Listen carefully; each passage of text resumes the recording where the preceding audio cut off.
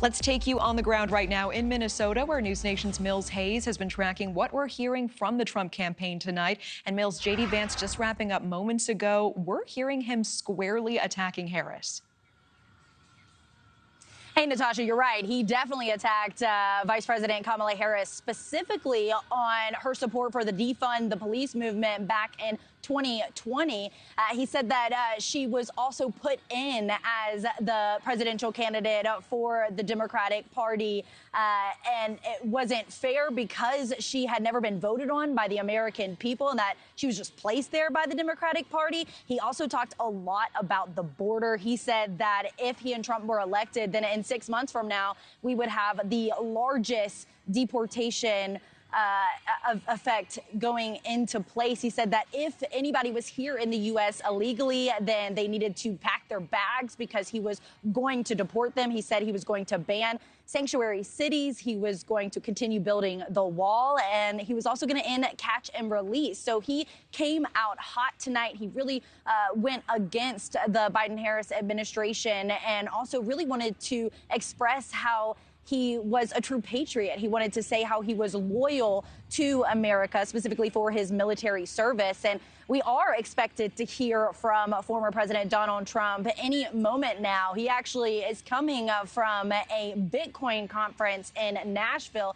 He told people there that he wanted the U.S. to be a superpower when it came to Bitcoin. He also said that his campaign was the first campaign to allow donations through Bitcoin. Take a listen.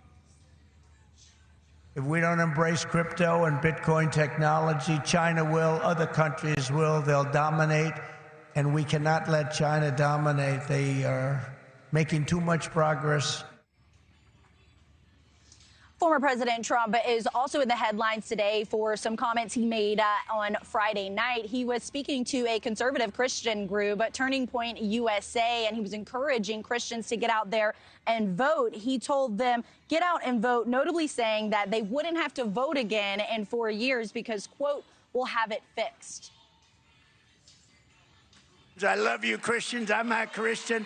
I love you. Get out. You got to get out and vote.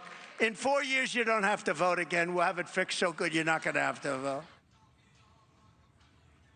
People on the left are accusing Trump of trying to end democracy and stay in office longer than his 4 years.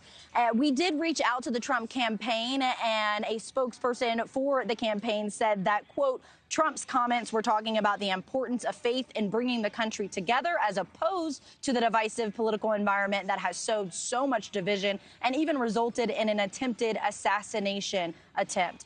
And Trump did just launch a Believers for Trump coalition and a Believers in Ballots program. He is really trying to get the Christian vote. That goal there is to get more Christians registered to vote and to encourage all of their fellow Christians and friends to vote as well. Natasha? Mills, very quickly, Vance is back in the headlines today, even before he took the stage tonight. These are old messages and emails focused on Trump. Tell us more about this.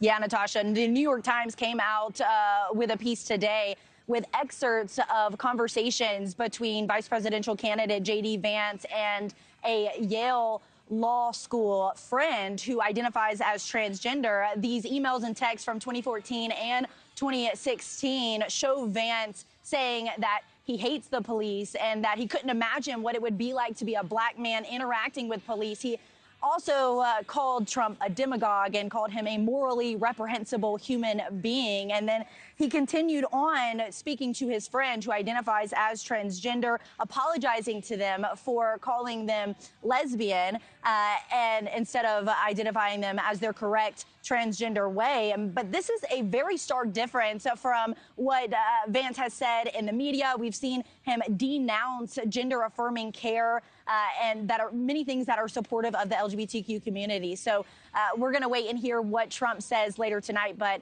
should be interesting. Natasha? Okay, Mills Hayes in St. Cloud, Minnesota. Thank you so much.